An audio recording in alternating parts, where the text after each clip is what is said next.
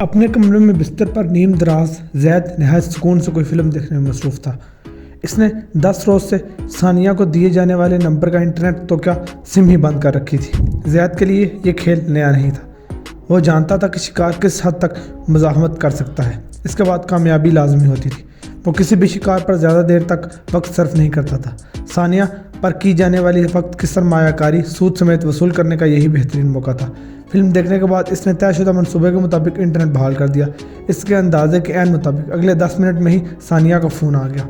زید نے اپنے بال منتشر کیے، داڑھی وہ پہلے ہی سے بڑھا چکا تھا۔ فون اٹھاتے ہی سے ثانیہ کی اتری ہوئی صورت اور بے چین نگاہوں سے اندازہ ہو گیا کہ شکار اب خود ہی شکار ہونے کے لیے بےتاب ہے۔ کہاں تھے تم؟ کوئی ایسا بھی کرتا ہے کیا؟ اس کی آنکھوں سے آنسو چھلک اٹھے۔ یہی تو میں پوچھنا چاہتا ہوں، کوئی ایسا بھی کرتا ہے کیا؟ وہ تلخی سے بولا۔ غلطی ہو گئی مجھ سے، I am sorry, please I am sorry.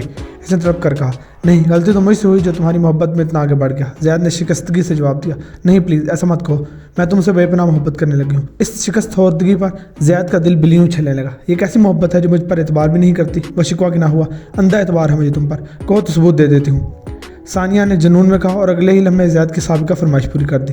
زید نے اپنی نظریں ہیرا کھونے کی بھرپور اداکاری کی۔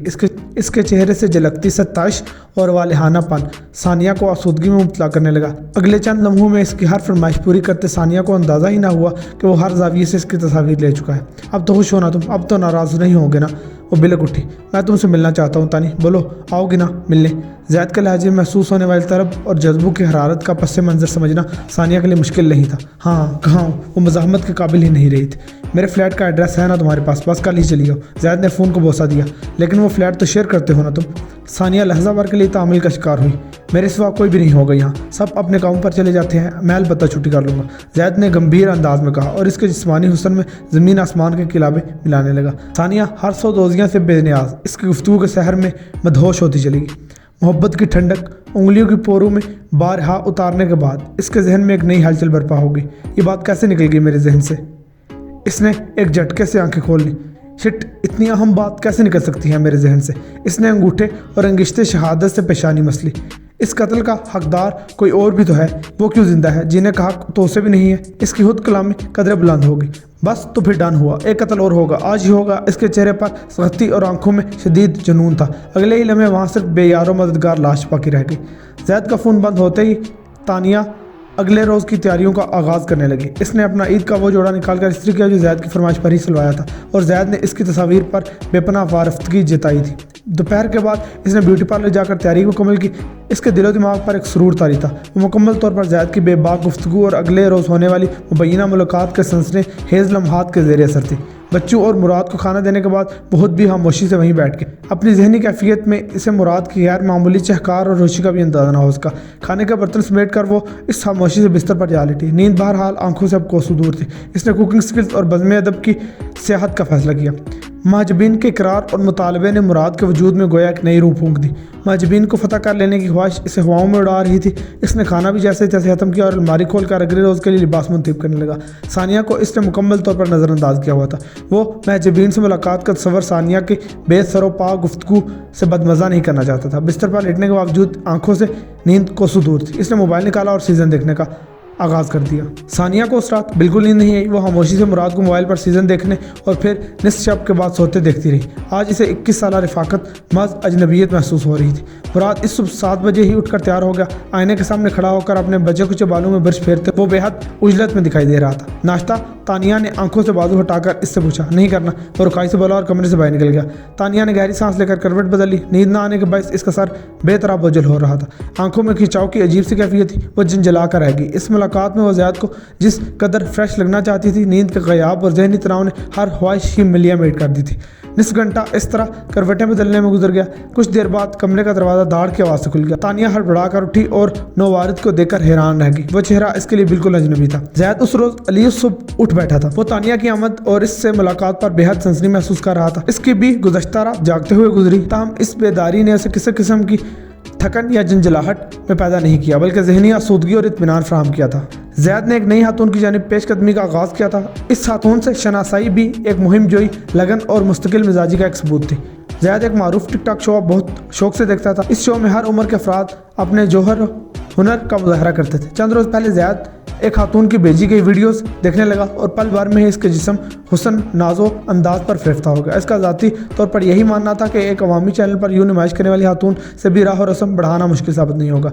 ज़ैद ने बाद अज़ा शो की रिकॉर्डिंग से खातून की टिकटॉक आईडी ट्रेस की तलाश बिस्यार पर इल्म हुआ कि इसके 1000 परस्तार हैं। ज़ैद ने अपनी तमाम तर सलाहियतें आजमाने का फैसला कर लिया और अब वो इसी राह पर मुसाफत इख्तियार किए हुए था। इसने मोबाइल एक जानिब रखकर तवील अंगड़ाई ली और अपने वो कपड़े अलमारी से निकाल लिए जिसने सानिया के भेजे गए पैसों से ही खरीदे थे। इसे अभी इस मुलाकात की मजीद कई तैयारियां भी करनी थी। मुराद मुकर्रर वक्त से पहले ही अपने दोस्त के फ्लैट पर पहुंच गया। इसने फ्लैट की चाबी गुज़श्ता रात ही हासिल कर ली थी। इसे शिद्दत से महाजबीन का इंतजार था। वक्त गुजारी के लिए इसने फ्लैट की हल्की फुल्की सफाई की और बालकनी में आकर खड़ा हो गया। अपने वजूद में बेदार होती हुई सनसनी और मीठी मीठी सी लज्जत इसके लिए हरगिज़ नई नहीं थी। वो ज़माना तालिब इल्मी में भी बारहा ऐसी कैफियत से गुजर चुका था। महाजबीन का तस्वर इसे हमेशा इस ज़माना तालिब इल्मी के जोश व खरोश में मुबतला कर देता था। वो इसकी ज़ात का मुकम्मल तौर पर असीर हो चुका था। आज इससे बाहर सूरत शादी की हतमी बात करनी है। इसके जहन में एक सोच किलबिलाई, और अपनी जवान औलाद का क्या करोगे, इन्हें क्या मुँह दिखाओगे। एक और सोचने आईना है दिखाया, कर लूँगा कुछ ना कुछ उनका भी, ज़िंदगी की खुशियों पर मेरा भी तो हक है ना। आखिर इसने सर झटका। इसी असनाम में दरवाजे पर आहट ने इसे चौंका दिया। वो पुरजोश होकर पलटा और यकदम ठटक कर रुक गया। वो चेहरा इसके लिए अजनबी था। क्यों किया तुमने ऐसा? तुम ऐसा कैसे कर सकती हो तानिया अली मुराद? नवारिद ने कमरे में आते ही दाड़ कर कहा। तुम होश में तो हो? ये कौन सा तरीका है माँ से बात करने का? तानिया ने अपने सामने खड़े उस्मान को घूरा, जिसका चेहरा इस कदर सोता हुआ और वहशत ज़दा था कि बिल्कुल अजनबी महसूस हो रहा था। आंखों से झलकती नफरत ने इसे शिस्तर काट दिया था। मर गया है वो उस्मान जो तेरा बेटा था, अब सिर्फ अली मुराद का बेटा है। अली उस्मान जिंदा लाश बना तेरे सामने मौजूद है। इसने खुद को मुकम्मल नाम से पुकारा। तानिया को कुछ गलत होने का एहसास हुआ, लेकिन वो उलझन का सिरा तलाशने में नाकाम रही। मेरा ख्याल है कि तुम जहनी और जिस्मानी थकावट का शिकार हो चुके हो। तुम्हें मना भी किया था कि पढ़ाई और जॉब एक साथ मैनेज ना कर सको। तानिया से कोई और जवाब ना बन पड़ा तो इसने ये बात कह डाली। उस्मान अपने अखराजात पूरे करने के लिए चंद माह पहले शाम के औकात में किसी अकेडमी में पढ़ाने का आगाज़ कर चुका था। अब वो बात अलग थी कि दौरान पर्दा ये अखराजात वो अपनी गैर नसाबी सरगर्मियों पर खर्च करता था। अपनी उलझन और ख्यालात में गलतान तानिया को ये एहसास ही ना हुआ कि उस्मान बिल्कुल इसके सर पर चला है। इसने तानिया के बाद अपनी मुट्ठी में दबोच ली। बताओ क्यों किया है ऐसा? कितने यार बना रखे हैं ऐसे, और किस किस के साथ कब से ये खेल रचाती हो? इसकी आवाज़ गुर्राहट से मुशाबा थी। तानिया को अपनी रगों में लहू मुंजमद होता महसूस होने लगा। वो इतना तो समझ गई थी कि ज़ैद और इसका ताल्लुक किसी तरह उस्मान के इल्म में आ गया, लेकिन कैसे? ऐसा कैसे हो सकता है? मेरे बात छोड़ो उस्मान, हम आराम से बैठकर भी तो बात कर सकते हैं। वो बिची हुई आवाज़ में बोली। बात करने के काबिल तो तूने छोड़ा ही कहाँ है मुझे। उस्मान ने इसकी गर्दन को जोर से कितने ही झटके दिए और फिर भरपूर वहशत से हलक दबोच लिया। तानिया का बदन में चलने लगा। इसने अपने दोनों हाथों से इसकी गिरफ्त कमज़ोर करने की कोशिश की, लेकिन वो बिफरा हुआ तूफान बन चुका था। तानिया के हलक पर दबाव होलनाक हद तक बढ़ चुका था। इस होलनाकी की अजियत में इस वक्त मजीद इजाफा हो गया जब जहन ने सौदोजिया का हिसाब किताब शुरू कर दिया। ज़ैद की इसकी ज़िंदगी में आबिद ना होती तो औलाद आज यूँ कातिल के रूप में इसके सर पर आना खड़ी होती। पर ज़ैद इसकी ज़िंदगी में क्यों चलाया था?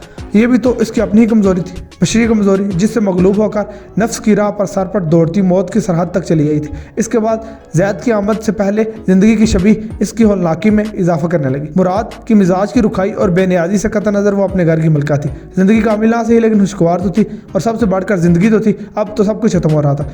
इस खेल में महज ज़िया ही इसका नसीब बना था। यह ज़िया इसने खुद अपने लिए बड़े एहतमाम से खरीदा था। हलक पर दबाव भयानक होने लगा। तानिया की आंखें हल्कों से बोल पड़ी। इसने मुंह खोलकर सांस लेने की कोशिश की, लेकिन मौत की तेज़ी से बढ़ती हुई तारीकी ने हर तदबीर नाकाम बना दी। कुछ लम्हों की होलनाक अजियत के बाद वो ज़िंदगी की कैद से आज़ाद होगी। वहशत और नफरत से बदहाल उस्मान ज़ैद के फ्लैट पर पहुंच चुका था। दरवाजे पर घंटी बजाने से कबल वो अपने तासुरात मुतवाज़न रखने की कोशिश करने लगा। पर्दा तस्वर पर एक बार फिर आज सुबह के वो अजियतनाक लम्हात उजागर हो गए जब ज़ैद ने इन दोस्तों के साथ बने चैट ग्रुप में सौती पैगाम के ज़रिए आज होने वाली मुलाकात का जिक्र किया था। वाह यार, तेरी तो मौजी है, अपना तो कुछ अरसे में मंदा ही चल रहा है। फरहान ने जवाबी सौती पैगाम में अफसरदगी जताई। तो आ जाओ तुम लोग भी मिल बांट कर खाते हैं, लेकिन इतना बता दो कि बाकी प्रॉफिट में तुम्हारा हिस्सा नहीं होगा। इसने फराज दिली से पेशकश की। पहले कोई तस्वीर वगैरह दिखा, माल पसंद आया तो ही आऊँगा। फरहान ने कहा। एक क्या 1000 तस्वीरें हैं मेरे पास, लेकिन तुझे अभी ताज़ा दिखाता हूँ, तुम लोग खुद ही मचल जाओगे आने के लिए। वो शाहाना अंदाज में बोला। चल इतना तो हाथम तई गोलाद। फरहान ने हंसते हुए चोट की। मुझे पता है तूने रिकॉर्डिंग के लिए कैमरे वगैरह सेट करवाने हैं मुझसे, तो काम के बदले में इनाम भी तो पाएगा ना। तस्वीरें चेक करो, खुद ही आने के लिए मचल जाओगे। ज़ैद की आवाज़ में हबासत नुमाया थी। इसकी बेजी की तस्वीर देखकर उस्मान के सर पर क़यामत टूट पड़ी। इसे कायनात की हर शय तहबाला होती हुई महसूस होने लगी। इसके सामने इसकी अर्जी जन्नत नहायत शर्मनाक हालत में मौजूद थी। मैं आ रहा हूँ प्यारे, तेरा शिकार इस दफ़ा भी दासू है। فرحان کے صوتی پیغام نے اس کی بنیادیں تک کھلا دی۔ جبران ان دنوں کالج کے ساتھ 3 روزہ تفریحی دورے پر شہر سے باہر گیا ہوا تھا، ورنہ وہ اپنی کیفیات اس سے پوشیدہ رکھ نہ پاتا۔ عثمان اس وقت مجسم وحشت بنا تانیہ کے کمرے میں جا پہنچا اور اب زید سے حساب کتاب چکتا کرنے اس کے پاس چلا آیا تھا۔ ایسے کیا دیکھ رہی ہے جیسے پہلے کبھی دیکھا ہی نہیں؟ ماں جبین نے شرمگی نگاہوں سے اسے دیکھ کر مسکراتے ہوئے کہا۔ اس روپ میں تو پہلی بار دیکھ رہا ہوں، مراد نے گہری نگاہوں سے اسے دیکھتے ہوئے جواب دیا۔ ماں جبین ہنسی نقصق سے تیار ہوئی تھی۔ چست کپڑوں میں اور تیز میک اپ کی وجہ سے اس کا روپ دو آشتہ ہو گیا تھا۔ ناشتہ لائی ہوں آپ کے لیے، جلدی سے آ جائیں ورنہ ٹھنڈا پڑ جائے گا۔ اس کے لہجے میں شیرینی اور ٹھہراؤ بڑی نرمی نے مراد کو ایک عجیب دلی سکون فراہم کر دیا۔ اس نے مسکرا کر اس بات میں ساری لا دیا۔ ماں جبی نے اپنے ساتھ لائی ڈسپوزیبل پلیٹ میں گوبھی پراٹھا اور ٹماٹر کی چٹنی نکال دی۔ اس کے بعد پراٹھے سے نوالا توڑ کر مراد کی جانب بڑھایا۔ مراد اس کی اداؤں پر ریشہ ہاتھ پہ ہو گیا۔ ماں جبین کے نازو انداز نے اسے باور کروا دیا تھا کہ وہ اسے تسخیر کر چکا ہے۔ کھانے کے دوران ہی وہ اس سے لگاوٹ بڑی باتیں کرتا رہا۔ تم بھی تو کھاؤ نا کچھ، مراد نے کہا۔ آپ نے کھا لیا تو سمجھ لے میرا پیٹ بھی بھر گیا، اس نے مزید لگاوٹ سے کہا۔ تھوڑی ہی دیر میں وہ 2 پراٹھے ختم کر چکا تھا۔ پسند آیا ناشتہ آپ کو؟ ماں جبین نے بڑی آس سے دریافت کیا۔ ہاں، لاجواب ٹیسٹ ہے، مراد نے اس کا ہاتھ تھاما اور اپنی عنایات کا خراج وصول کرنے کا آغاز کر دیا۔ ماں جبین کے ہونٹوں پر مسکراہٹ گہری ہو گئی۔ یہ تبدیلی بھی مراد کے لیے بہت خوش کن تھی۔ وہ چند لمحے مخمور نگاہوں سے دیکھتا رہا، پھر پوچھنے لگا، کیا سوچا ہے تم نے طلاق کے بارے میں؟ ہو سکتا ہے اس کی نوبت ہی نہ آئے۔ ماں جبین نے مانی انداز سے کہا۔ کیا مطلب ہے تمہارا؟ مراد چونک کر سیدھا ہوا۔ اگلے ہی پل زمین و آسمان تہ و بالا ہوتے ہوئے محسوس ہونے لگے۔ اسے یکدم شدید چکر آیا۔ مراد نے خود کو سنبھالنے کی کوشش کی لیکن چکر بڑھتے ہی جا رہے تھے۔ کچھ ہی دیر میں اس کے ہاتھ پاؤں بے جان ہونے لگے، پسینہ دانوں کی صورت میں بدر اور بہنے لگا۔ کہتے ہیں کم گوئی بہت مفید ہوا کرتی ہے، میں نے آزما بھی لیا۔ ماں جبین کے تیور یکدم بدل گئے، اس کی آنکھوں میں عجیب سی تپش دکھائی دینے لگی۔ مراد اس تبدیلی کو فی الوقت کوئی بھی مفہوم پہنانے سے قاصر رہا۔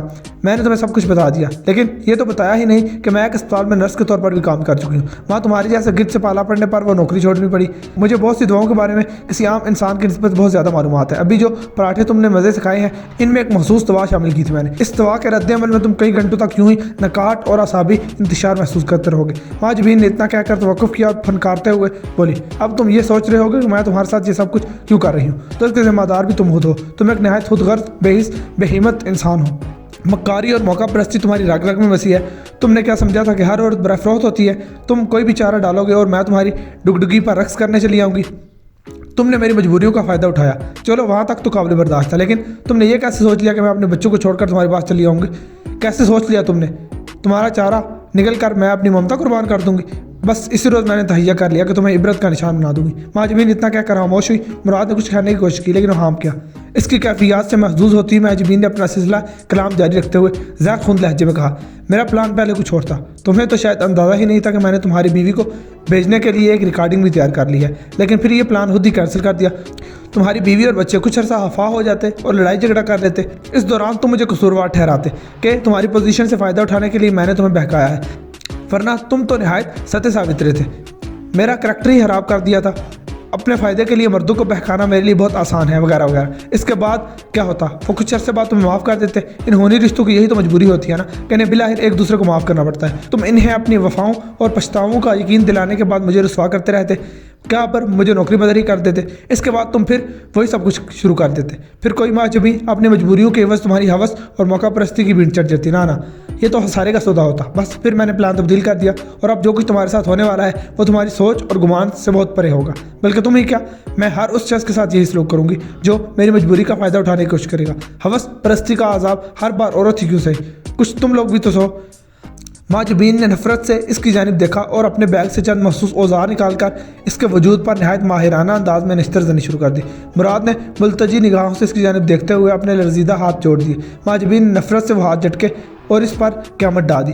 وہ سب کچھ اتنی مہارت اور تیزی سے ہوا کہ مراد کے نڈال وجود کو مزاحمت کا موقع ہی نہ مل سکا۔ وہ محض بے بسی اور اذیت سے بل کھا کر رہ گیا۔ ماں جبین کے ہاتھ نہایت ماہرانہ انداز میں حرکت کر رہے تھے۔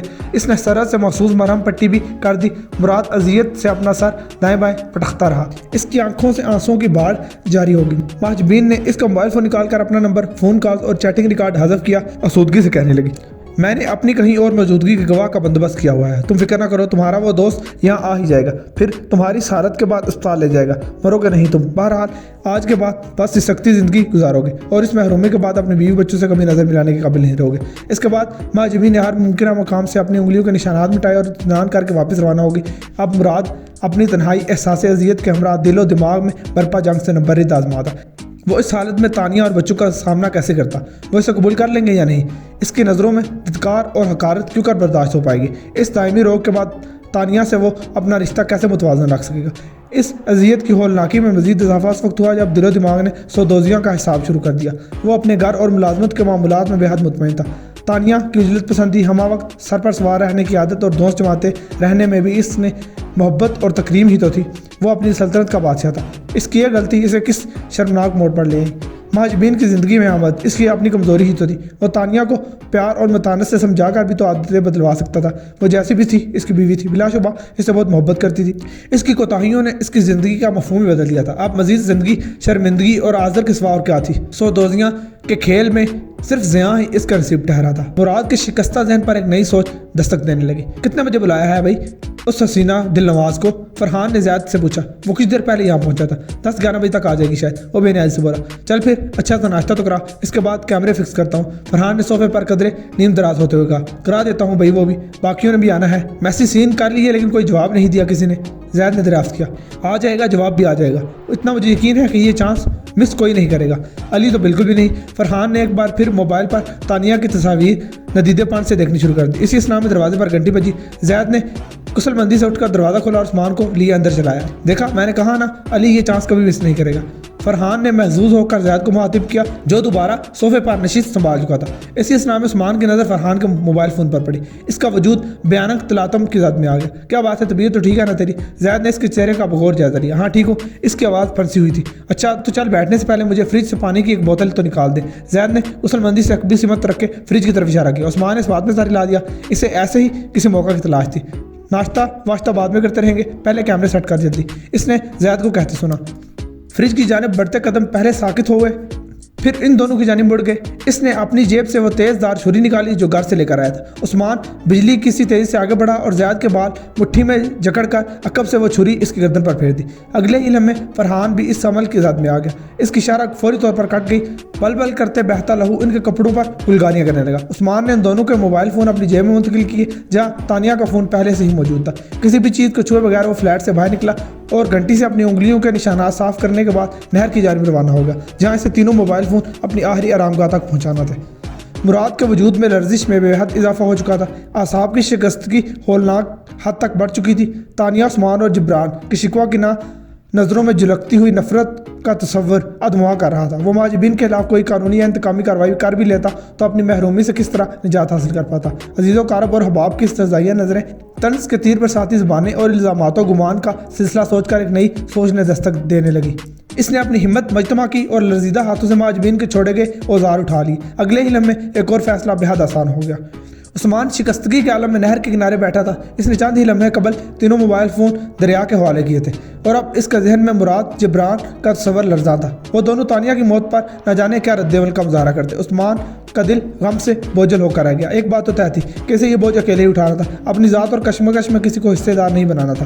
ضبط کے باوجود آنسو آتشی حدت لیے چہرے اور آنکھوں پر جھلسنے لگے۔ دل و دماغ میں تانیہ کے بغیر زندگی کا تصور کرتے مستقبل کی ممکنہ جھلک دکھاتے رہے۔ کچھ لمحے اس اذیت میں گزر گئے، پھر یکدم دوہرا عذاب آن وارد ہوا۔ اس کے موبائل پر میسیج اور فون کی بیک وقت گھنٹی بجی۔ اس نے کال اپنے ایئرپورٹ سے منسلک کی اور ساتھ ہی میسیج بھی کھول دیا۔ آپ علی عثمان صاحب بات کر رہے ہیں؟ دوسری جانب سے کہا گیا۔ جی ہاں فرمائیے، آپ کون ہیں؟ عثمان نے نگاہیں اب میسیج پر مرکوز کر دی تھی۔ زبیر نے اسی چیٹ گروپ میں تانیہ کی ایک تصویر پر لکھا تھا، واہ یار کیا ہاتھ مارا ہے، تم واقعی گرو بندے ہو۔ اسی پر ایئرپورٹ سے آواز ابھری، میں ایس ایچ او انجم بات کر رہا ہوں، ہمیں آپ کے والد علی مراد کی ڈیڈ باڈی ملی ہے۔ Dead body? لیکن کہاں، کیسے؟ اسے شدید جھٹکا لگا۔ نگاہیں اب زبیر کے دوسرے پیغام پر پھسل رہی تھیں۔ پر میرا آنا مشکل ہے، تم لوگ یہ پارٹی انجوائے کرو۔ میں نے تصاویر سیو کر کے جوانی اور شیری کو بھی فارورڈ کر رکھی ہیں، اگلی پارٹی ہمارے لیے رکھ لینا۔ وہ چمن باغ کے ایک فلیٹ میں موجود تھی، وہاں ان کے ساتھ کوئی خاتون بھی تھی۔ ایس ایچ او کی آواز آئی، وہ اس پارٹی کے لیے بہت بے چین ہے۔ زبیر کے اس پیغام نے پردہ بصارت بری طرح گائل کر دیا۔ تو کیا انہیں قتل؟ عثمان نے مکمل بات نہ کی۔ دل و دماغ میں ثانیہ کی تصاویر کی گردش در گردش سے پہنچال بڑھ پاتا۔ میں ان غلطیوں کی کہاں کہاں پردہ پوشی کروں گا اور کتنے قتل کروں گا؟ ذہن میں ایک اور سوچ ابھری، قتل نہیں، یہ خودکشی کا معاملہ ہے۔ انہوں نے خود پر حملے کے بعد اسی اوزار سے اپنی شرح کاٹی ہے۔ ہم نے لاش فی الحال پوسٹ مارٹم کے لیے بھجوا دی ہے، آپ باقی کارروائی کے لیے پولیس اسٹیشن چلے آئیں۔ فون بند اور میسیج اسکرین بجھ گئی۔ عثمان کی نگاہوں اور سماعت میں الفاظ کے بھوت رقصاں اور زہریلے سانپوں کی سنسراہٹ تھی۔ کیا مال ہے بھائی، ڈیڈ باڈی ملی ہے، اگلی پارٹی ہمارے لیے، خاتون بھی وہاں موجود تھی، تصویریں فارورڈ کر دی ہیں، خودکشی کا معاملہ۔ عثمان بے بسی سے گھٹنوں کے بل ڈہ گیا۔ اس کے دل و دماغ میں اب وہ مناظر اجاگر ہو رہے تھے جب اس نے اپنے کچھ حلقہ احباب کی تقلید اور کچھ نوخیز شباب کے تقاضوں سے مغلوب ہو کر صنف نازک میں دلچسپی لینی شروع کی۔ اس کی یہی روش اسے فرحان، زید اور زبیر تک لے آئی۔ کیوں ہو گیا یہ سب؟ کس، کہاں اور کیا غلطی ہوئی جو ہمارے گھر کا شیرازہ ہی بکھر گیا؟ سب کچھ کیسے ختم ہو گیا؟ یہ پاپا کی غلطیاں تھیں یا میرے گناہ جو ہماری خاتون خانہ بھی بہک گئی؟ ماما نے کس کی غلطی کا تاوان ادا کیا؟ کیسے بہک کر اس دلدل میں قدم رکھ بیٹھی؟ سب کچھ کیسے ختم ہو گیا؟ وہ بے بسی سے سوچنے لگا، لیکن اس کی الجھن کا کوئی سرا نہیں تھا۔ اس ہولناک کیفیت میں اس وقت مزید اضافہ ہو گیا جب دل و دماغ نے سودوزیاں کا حساب کتاب شروع کر دیا۔ اس کا گھر جنت کا گہوارہ تھا۔ والدین کی تھوڑی بہت باہمی چپکلش تو ہر گھر میں ہوتی ہے۔ انہوں نے اولاد کی ضروریات پوری کرنے میں کوئی کسر اٹھا نہ رکھی تھی۔ عثمان کی حیثیت اس سلطنت کے شہزادے کی تھی۔ جز وقتی نوکری کا آغاز اس نے اپنی مرضی سے کیا۔ اس کا پس منظر غیر ہم نصابی سرگرمیوں کی تکمیل تھا۔ اگر وہ ان سرگرمیوں میں ملوث نہ ہوتا تو ملازمت کی ضرورت پیش نہ آتی، اور نہ ہی زید، فرحان اور زبیر وغیرہ جیسے افراد سے ملاقات۔ یہ ملاقات نہ ہوتی تو وہ اپنی پٹڑی بدل کر بڑی عمر کی خواتین سے تعلقات استوار نہ کرتا، اور پھر یہ کڑیاں تانیہ کے روپ میں مکافات عمل سامنے نہ لاتی۔ یہ سب اس کی بشری کمزوریوں کے تحت ہی ہوا تھا۔ سودوزیاں کے اس کھیل میں زیاں ہی اس کا مقدر ٹھہرا تھا۔ سوچوں کا یہ پرہار سلسلہ فون کی گھنٹی بجنے سے رکا۔ اس نے فون پر نگاہ ڈالے بغیر ہی کار اٹھا لی۔ دوسری جانب زبیر تھا۔ کہاں ہو علی تم؟ زید وغیرہ کے ساتھ ہی ہونا؟ نہیں، وہ ہونٹ بھینچ کر بولا۔ یار وہ لوگ فون ہی نہیں اٹھا رہے، مجھے پتا ہے اپنی پارٹی میں بزی ہوں گے، میرا پروگرام تو فائنل کر دیتے۔ جونی اور شیری مجھے میسج کر کے باولے ہو رہے ہیں، کچھ بتا تو دیتے مجھے۔ زبیر نے عجلت سے کہا، بکواس بند کر حرامزادے، بند کر لے بکواس اپنی۔ تیرے گھر میں ماں بہن نہیں ہے کیا؟ وہ حلق کے بل چلایا۔ میں نے تیری کون سی دم پر پاؤں رکھ دیا ہے جو تو ایک دم یوں بونکنے لگا ہے؟ زبیر حیران ہوا۔ 900 چوہے کھا کے بلی حج کو چلی ہوں، میں کر لوں گا بات، خود ہی ہوں، تو احسان نہ کر مجھ پر۔ زبیر نے اتنا کہہ کر فون بند کر دیا۔ عثمان کی ذہنی روح میں وہ چال آ گیا۔ زبیر کو جب اس کی والدہ کے انتقال کا علم ہوگا تو وہ جونی اور شیری کے ساتھ جنازے میں شرکت کے لیے ضرور آئے گا۔ تانیہ کو دیکھ کر اسے علم ہو جائے گا کہ اسے کیوں دم پر پاؤں آیا تھا۔ تانیہ کی موت نے رسوائی کا ایک اور در کھول دیا۔ اسے ہر جانب سے استہزائیہ زہریلے کہکے اور سرگوشیاں سنائی دینے لگی۔ اس کے بعد ان کہکوں میں مراد کی موت پر چمگوئیوں کا تڑکا لگ گیا۔ عثمان کا یکدم ذہن پلٹ گیا۔ اس نے نرم زمین سے مٹی اٹھا کر اپنے سر پر ڈالی اور چہرے پر زوردار تھپڑ مارنے شروع کر دی۔ کسی بھی پل سکون آ کے ہی نہیں دے رہا تھا۔ مراد اور تانیہ کی لاشوں اور زہریلی سرگوشیوں کے تصور سے اپنے وجود پر کسی تعفن کا احساس ہونے لگا۔ اس نے چلو پر پانی لے کر بدن پر ڈالنا شروع کر دیا، لیکن اپنے دوستانہ تعلقات کا خیال اس تعفن میں مزید اضافہ کر رہا تھا۔ اس متعفن گھٹن سے نجات کے لیے اس نے پہلے نہر میں ڈبوکے لگائے۔ ٹھنڈک نے جلتے بدن کو قدرے سکون فراہم کیا، لیکن اسے تانیہ اور مراد کا تصور سے سوختہ ہوتے قلب و روح پر مزید سکون درکار تھا، کوئی ٹھنڈک آمیز فرحت۔ اس نے قدرے آگے بڑھ کر اپنی ٹانگیں بھی پانی میں ڈبو دی۔ سکون میں مزید اضافہ ہو گیا تو وہ کچھ اور آگے جھک گیا۔ اب اسے پانی میں چہرہ اور رقص دکھائی دینے لگا۔ اس کے چہرے پر آنکھیں ہو تانیہ جیسی اور دیگر نقوش مراد کی وجاہت لیے ہوئے تھے۔ نادیدہ آتش پہلے چہرے کو بری طرح جلسانے لگی، پھر پورے وجود کو دوبارہ لپیٹ میں لے لیا۔ وہ بلا سوچے سمجھے پانی میں اتر گیا۔ اسے سوختگی اور اذیت سے باہر صورت نجات درکار تھی۔ اگلے ہی لمحے پانی نے کسی تیز دار خنجر کی طرح سانس کی نالی کو ادھیڑا اور بالآخر زیاں کے احساس سمیت ہر تعفن سے اسے رہائی مل گئی۔